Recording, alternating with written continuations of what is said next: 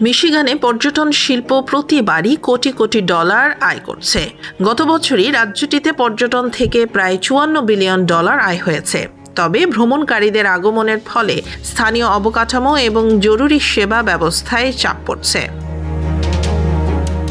এই পরিস্থিতিতে রিপ্রেজেন্টেটিভ জন রথ একটি নতুন প্রস্তাব এনেছেন। তার প্রস্তাবিত আইন অনুযায়ী এয়ারবিএনবি এবং ভিআরবিও এর মতো প্ল্যাটফর্মের মাধ্যমে বুক করা স্বল্পমেয়াদী ভাড়ার ওপর 3% কর আরোপ করা হবে। তবে এই কর কার্যকর হবে শুধুমাত্র স্থানীয় ভোটারদের অনুমোদনের পরে। রথ এটিকে একটি অপ্ট আউট সম্ভাবনা হিসেবে বর্ণনা করেছেন।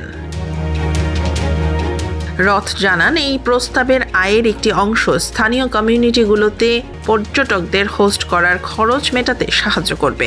পাশাপাশি কিছু অর্থ পিওর মিশিগান প্রচারণার বাজেট কমতি পূরণে ব্যবহার হতে পারে।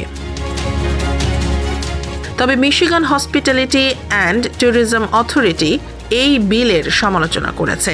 তারা বলেছে এটি স্থানীয় ব্যবসা শক্তিশালী করবে না এবং কর সমতার সমস্যা সমাধান করবে না।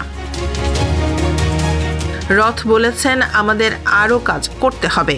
বর্তমান আকারে হয়তো বিলটি পাস হবে না, তবে কথোপকথন চালিয়ে যেতে হবে।